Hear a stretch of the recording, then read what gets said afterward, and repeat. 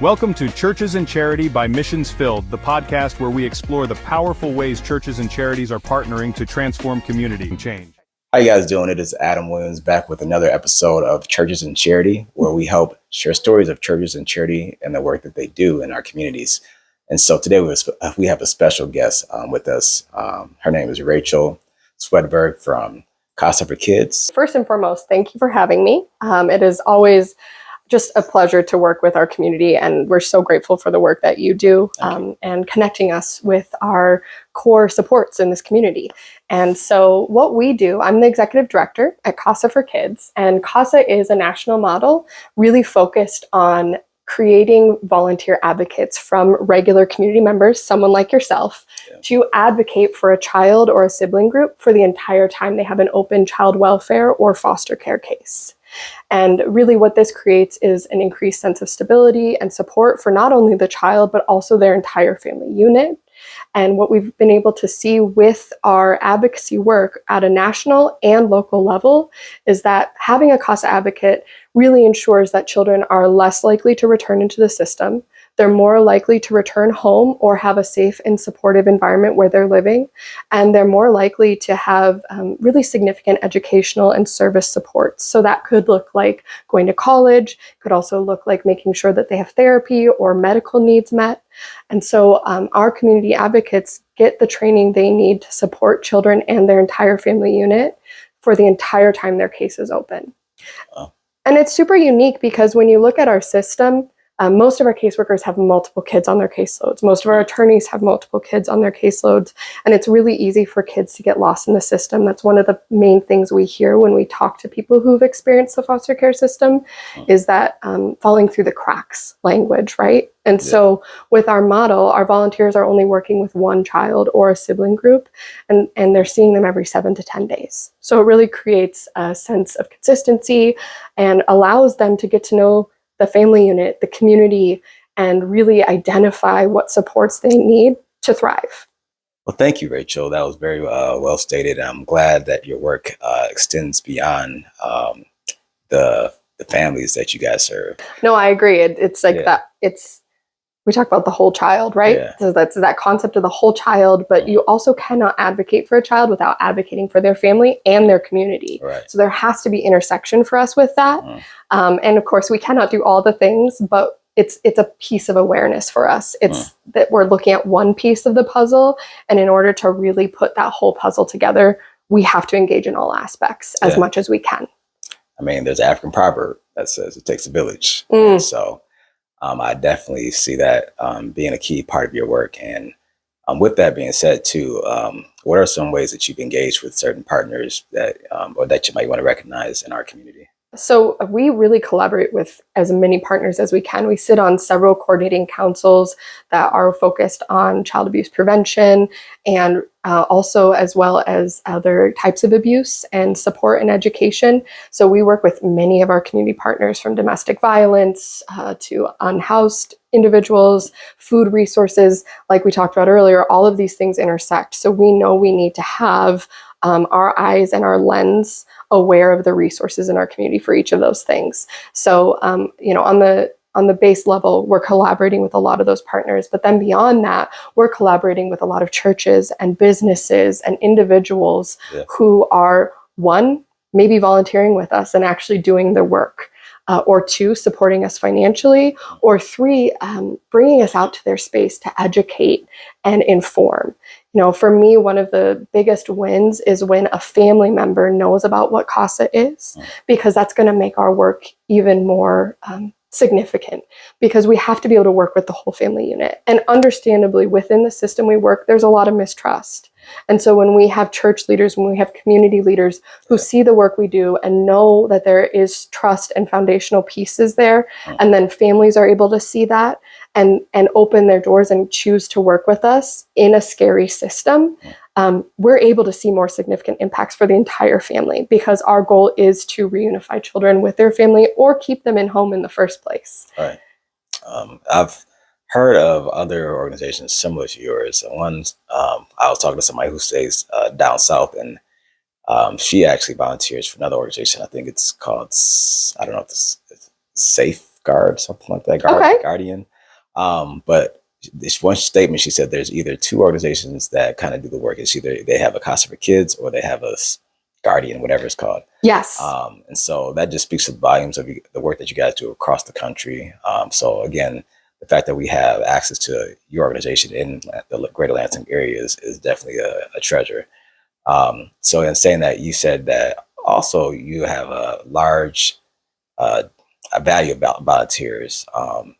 In particular, there's one that I'm aware of who attends the Bread House Church. Is there any volunteers that you might want to highlight?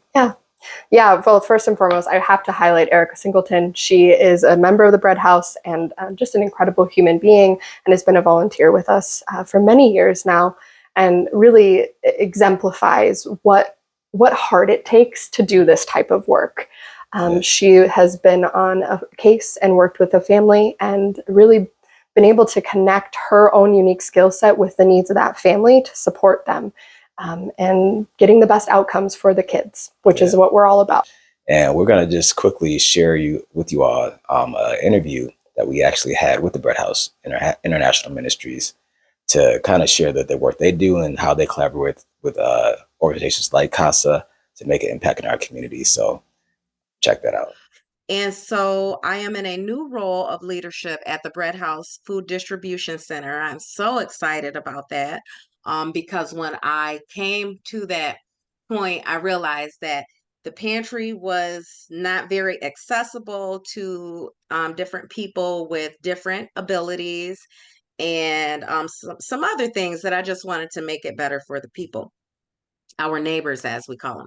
And so we are in transition of moving our food pantry, which is right in our church. We're located at 1518 South Washington Avenue, right in the Bread House. It's a big old edifice in Rio Town. And so I'm glad to know that we're not just some big church on the corner, but that we're actually making connections with people in the community who are hungry. We are excited about meeting the needs of people who are in need of food. When you're close enough to those people to know their situations. I had a lady come in the other day and she was just so excited to see different types of food. And it's more than just meeting the need of the food. You get to hear what people are going through. The lady said that they needed to come and get the food because rent is so high right now that they can't even go buy groceries. So they depend on the Bread House to be able to be open Tuesdays and Thursdays to come get that food. And she said, well, I can't risk being homeless again because last year we were living in a tent. And then she went on, and I noticed that all of her teeth were missing. And then she said that she needed soft foods. And so that is the type of stuff that makes my heart soft when our secretary is ordering food. And I remember those who have mentioned having diabetes, or she mentioned having diverticulitis, I think it was. And then she didn't have teeth. And so it reminded me, of just being intentional about ordering and how we order. But those food resources are our main objective right now.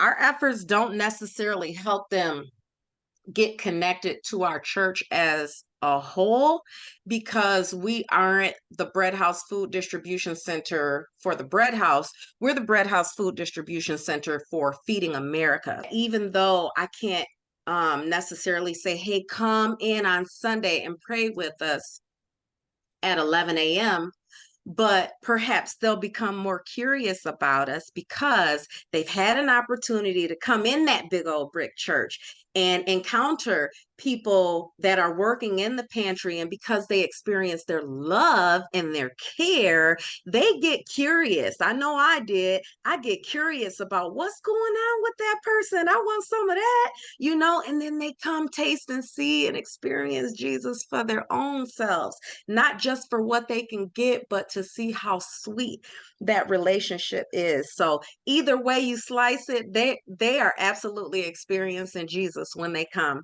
to the Bread House Food Distribution Center. Does your church have an effective strategy for outreach online? Studies shows that 80% of church seekers start their search online because they want up-to-date info at their fingertips. Welcome to churchlisted.com, your one-stop directory to connect with local churches. In today's digital age, having an online presence is essential.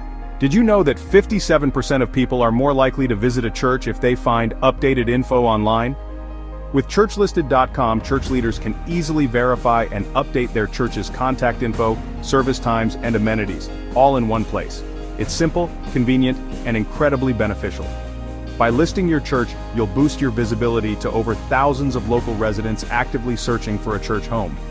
Plus, you get to showcase your programs, like youth ministries, family events, and community outreach services. Strengthen your community connections and visit churchlisted.com today. Don't miss out on this opportunity to reach that one person. Seeking the internet for hope and community. Welcome back. Again, we're back with Rachel, who's going to talk more about the work that she does.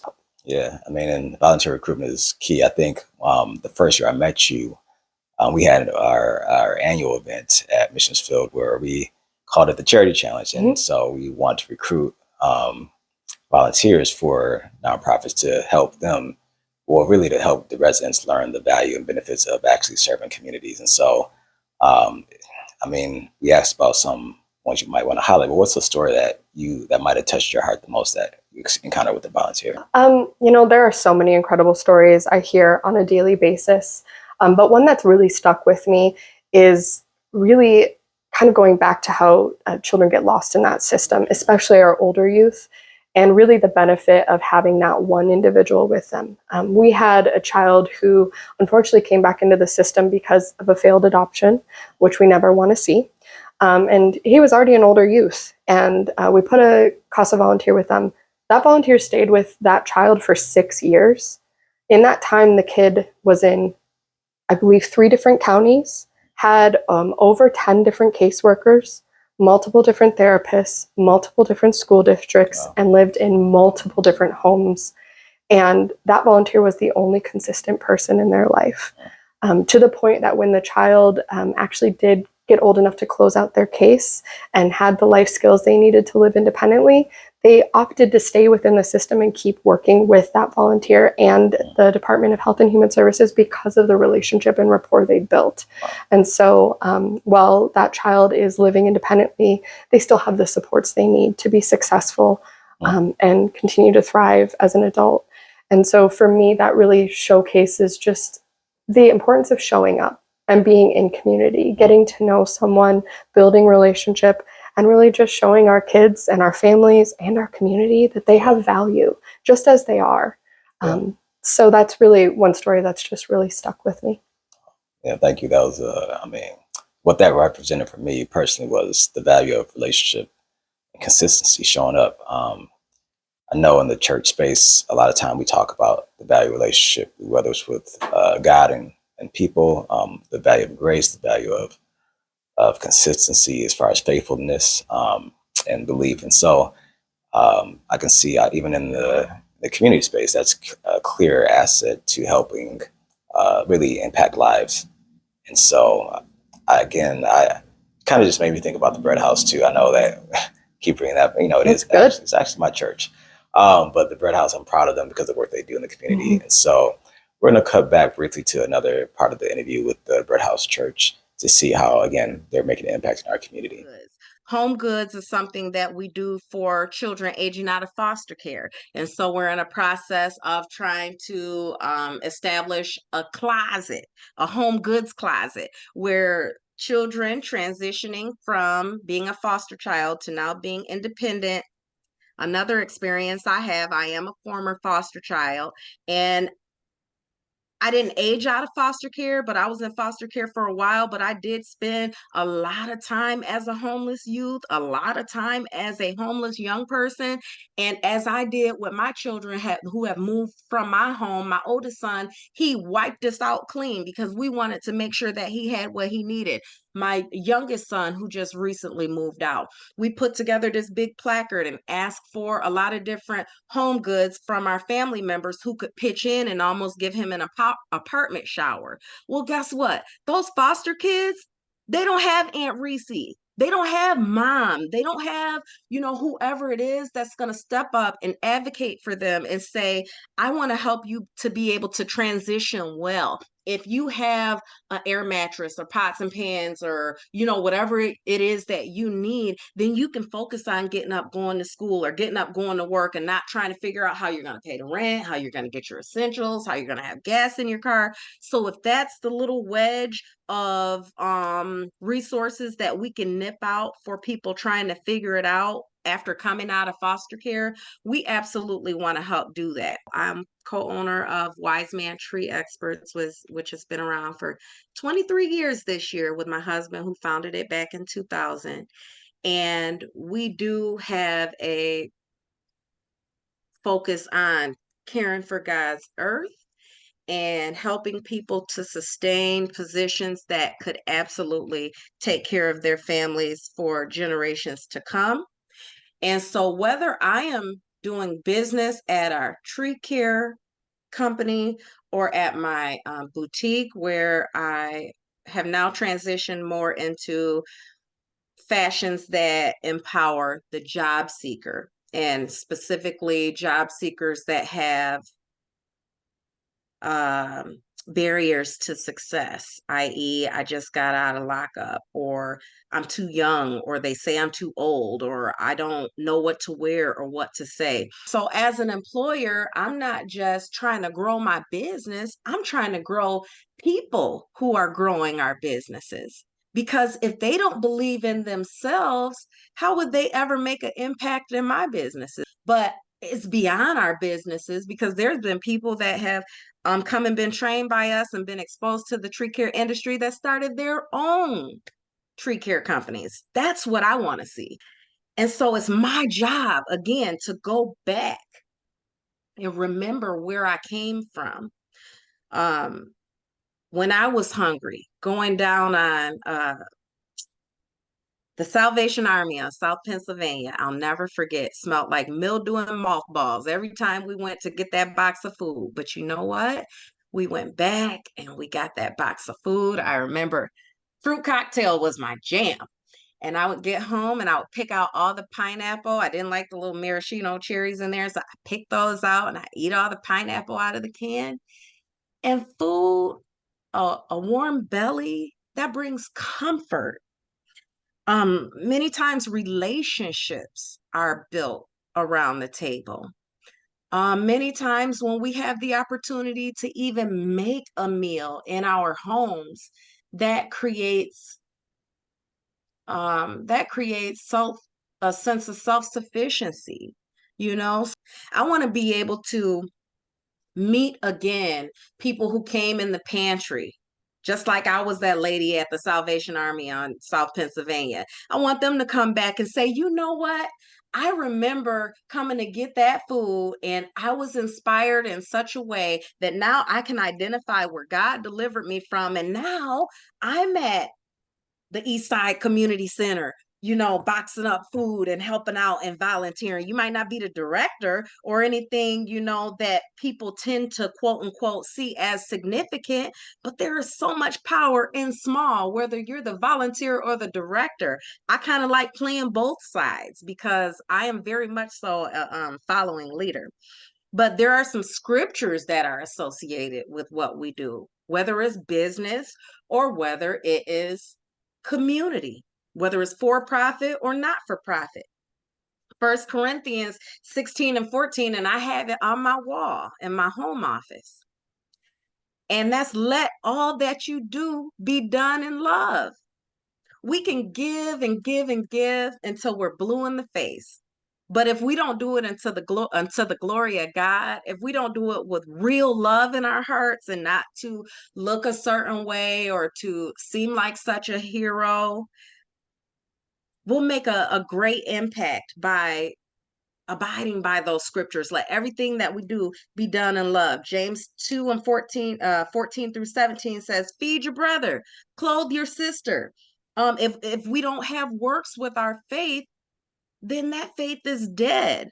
So how dare me or anyone that has experienced God's goodness, and he is so good, to not go back and bless our families and bless our communities and open doors for people who feel forgotten or for people who feel like those resources aren't there. We do all that to really help build people up because it's more than about food. We know that. We could box up some food, we can give them some food all we want. But if we don't make this a full circle thing, when we're in there paying attention to their needs, or even in our professional lives, some of us could be a little more lenient when it comes to people who need second chances. Are you ready to make a real difference in your community, both practically and spiritually? Join hundreds of charitable leaders on missionsfilled.org, the new social network built to equip churches, charities, and volunteers all working together for collaborative impact. With just a few clicks using your Google, social, or email, you'll create a profile that puts your mission in motion, promote your opportunities, share your needs, join discussion groups around various causes, discover resources, grants, and training, grow your impact with resources that elevate your skills. And every month you'll have the chance to win rewards that help you serve effectively, from philanthropy to program development. Whether you lead a church, run a nonprofit, or simply care about your community, this is where your mission finally finds support. Don't wait. Join today at missionsfilled.org, where we all can learn ways to serve better together. We're back again with Churches and Charity.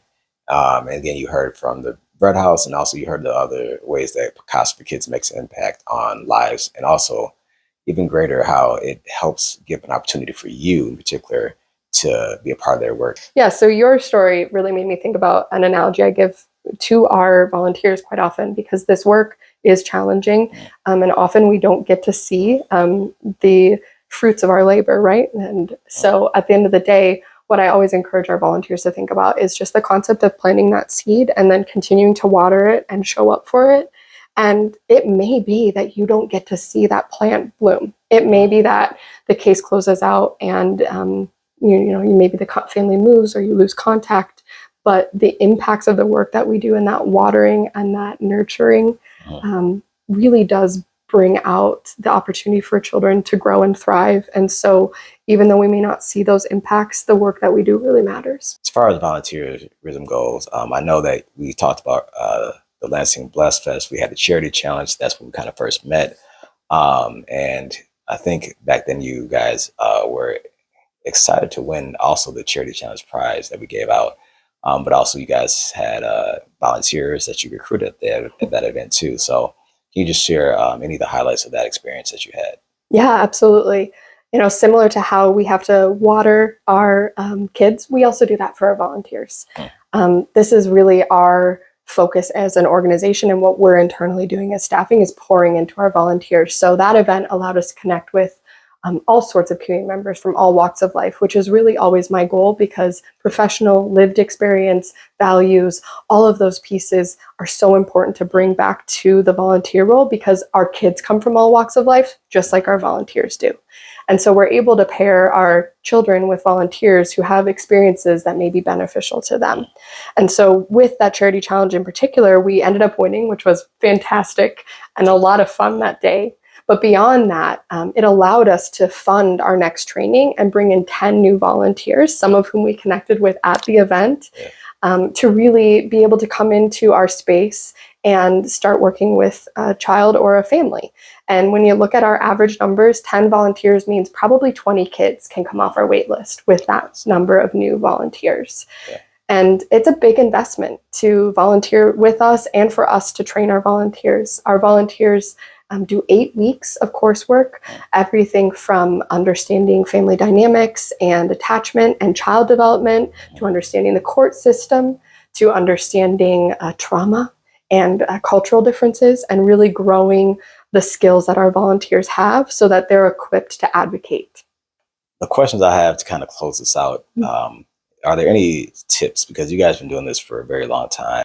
And so with that, do you have any tips maybe to your colleagues in the nonprofit sector on how to successfully engage volunteers, recruit volunteers, or even just partner with others in the community? I do, and thank you for recognizing that. I think it's been a journey to build up, and it's important work. It's hard work. So my first piece of advice is don't be afraid to screen someone out. Sometimes people, this isn't the right fit for them. It may be a capacity issue. They may be too close to the issue, and that's okay. We find we bring in 10 to 20 volunteers at any given time, and usually about 15 to 20% end up screening out, whether by their choice or by ours, because they just realize it's not the right role for them. And that doesn't mean they're not passionate about the cause. It doesn't mean that they might not be interested in the future. It just means that right now is not the right time. And I think recognizing that and holding that boundary is important. As working in the nonprofits, we often fall into the scarcity mindset. I think the churches do sometimes too, where we just want to take anyone who will support our mission. And that is really how you end up with people that it's not the best choice for them or your organization always. And there are other ways people can give back. You can be on our board. You can support us financially. You can spread the word, share our posts. So we actually do a lot of surveying on this. And the two most popular for the last 5 years with our organization have been either word of mouth from someone trusted, so somebody like you or another CASA volunteer, community member. Word of mouth is by far and large always our largest category. And then close second has been social media. And we've worked really hard to increase our brand and consistency so people know who we are. That was something I learned when I first joined the organization, was there's just so many people who didn't know who we were. And that's still true. We have not saturated the entire community, but I've seen growth there. And I see more people who know who we are, or when I start explaining, they go, oh, CASA. So that's a focus area for us, is continuing to just grow that awareness. Word of mouth. That's where, again, we're trying to make sure why we're trying to share the story here today. And so any events that you have coming up, do you want to? Yeah, we do. We actually have on May 2nd is our evening to change a child's story. It's really our fundamental core fundraising event. We don't do a lot of them because a lot of our time is spent doing the work, but we do need funds to do our mission. And so this is kind of our large pivotal moment for that. It's a really fun event. This year we're going to be doing a masquerade theme, and actually we're going to be having our CASA kids make masks that our guests can purchase, which is so fun. So we're really looking forward to that event. That's May 2nd. We would love to have community members come out and just learn more about us through that process and support if they can. But even if you're just showing up and bringing a friend, that is a huge way to get people connected to our mission. We often get volunteers out of that event as well. Our website is CASA for Kids Inc. That's FOR kidsinc.org. And that website really has all the information we've talked about today. Most of our events are annual, so if you miss this one, you can come to the next year's. And we've put up our training opportunities. Sometimes we'll have small events. We actually have a golf outing that we were just selected to do, and that'll be June 21st. So that's a surprise new event that people could also get involved with. I don't know if you're a golfer, Adam, but I dabbled and dabbled. Okay, well, I might put you on my team. Well, that's awesome. Well, again, thank you for joining us as a guest, and I'm looking forward to seeing the ways we work together in the future, and also help connect our audience to the successful stories, the impact that you guys have, the opportunities for them to serve and grow and be a part of a child's story. So thank you guys again for watching, and looking forward to the next episode. Take care. Thank you for joining us on Churches and Charity by Missions Filled. Remember, we're stronger together. Keep building bridges, and let's continue filling the world with hope, one partnership at a time. Are you curious about starting a ministry, mentoring others, or simply sharing your experiences with charity to inspire lives? Maybe you felt the pull to serve, to do something meaningful for your community, but you're not sure where to start. Welcome to missionsfilled.org, where your heart for charity meets guidance, connection, and a powerful support network. Here, you're not alone. Whether you're just getting started or looking to grow your impact, our website is your launchpad. Visit us at missionsfilled.org and stay connected with us on social media. Until next time, keep building bridges, and let's fill the world with hope, one mission at a time.